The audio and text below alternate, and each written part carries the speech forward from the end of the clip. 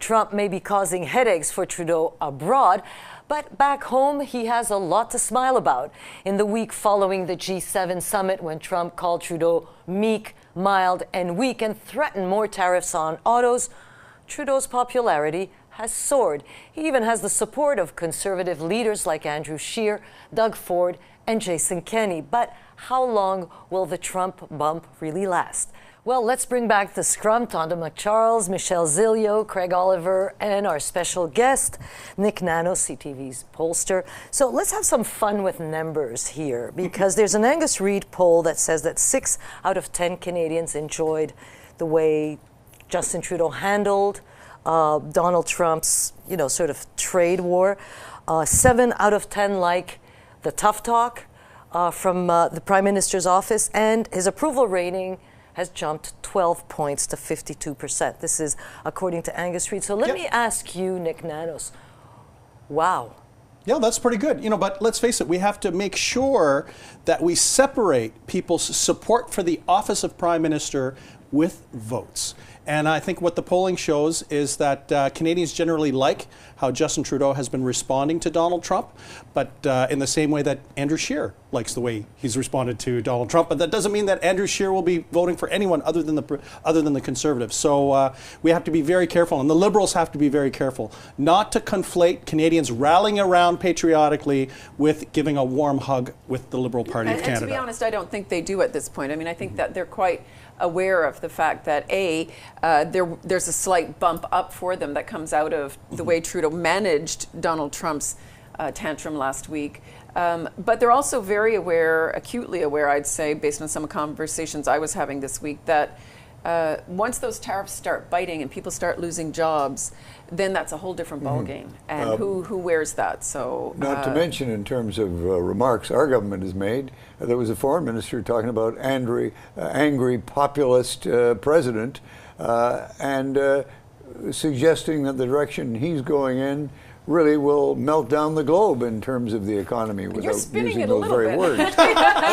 She hit him pretty hard. It was a tough speech. She escalated where we've been going, and I think it makes Canadians feel good. It saves our dignity, But public opinion, as my friend here knows, is very fickle. Yeah, I and agree if this with that. economy starts to hurt, if the Americans, whatever they're up to, really begin to damage us in our homes and our economies, that opinion could change very quickly. That's the point I'm trying to make, and I think that the Liberals themselves are acutely aware of that. And that's where talk really comes, into play. It's turning those words into actions and seeing what the Conservatives put forward versus the Liberals or the NDP. I think that's when we'll start to see that support divide back to where it was. Yeah, but the polling does show that the default view of many Canadians on this is not to be aggressive with America, because the reality is everyone understands that their economy is 10 times the size of ours. Right. That we don't have a lot of leverage, and we need the goodwill, not just of the American people, but of the administration. But this is showing us, But this is showing us that Canadians are probably even willing to pay a certain price for this.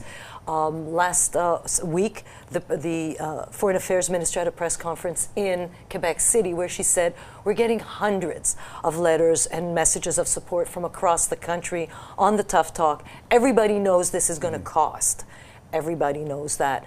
But still, people prefer, do you think, the tough talk that is going to cost a little bit more, or do we like to cower?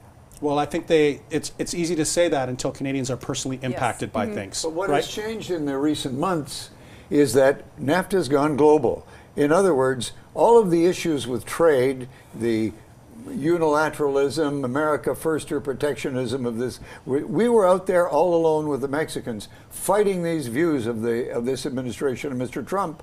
And now Europeans on board. As of Friday, the Chinese have said we're ready to retaliate because he's hit them with $50 billion for starters.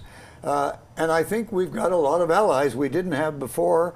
And we'll have an economy together, all of us, larger than the Chinese economy to fight back with against the White House. So, Tana, what does this do to the NAFTA talks then? Well, I think you saw that right away last week. Chrystia Freeland was down, beating the streets, beating down the doors, trying to get those talks going again. There's no question that she and Lighthizer are still talking and trying to find a path now. What happens? The official teams aren't sitting down in hotels anymore right now there are political decisions to be made. You know, where is Canada prepared to give some concessions?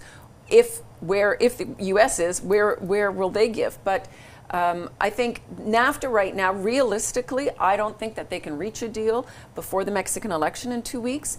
That new administration takes power on December 1st. There may be a window, and it seems maybe the U.S. thinks there's a window still to get it done by the end of the year.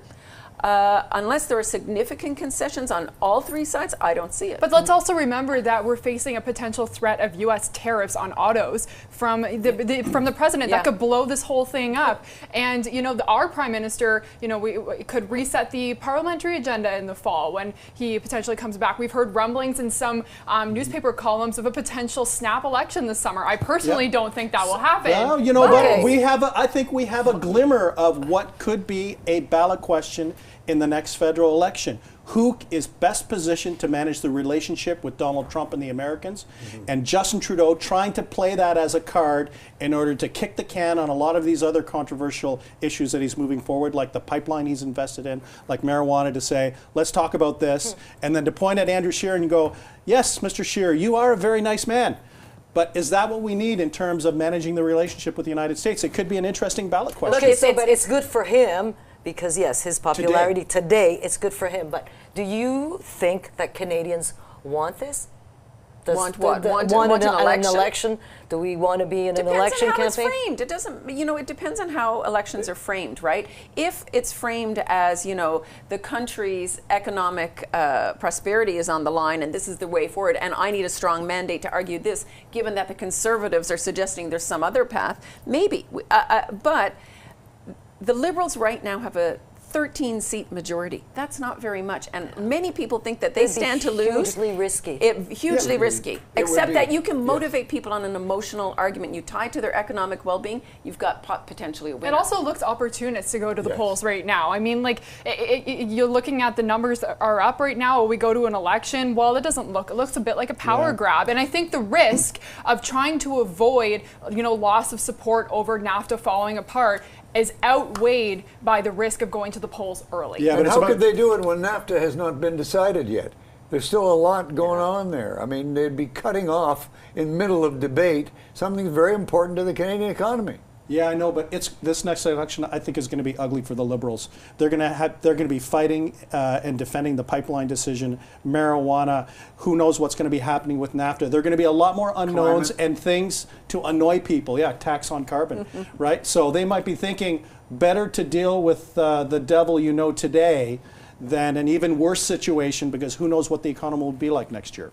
Thank you to our scrum, Michelle Zilio, Tonda McCharles, and Craig Oliver, and our special guest, Nick Nanos.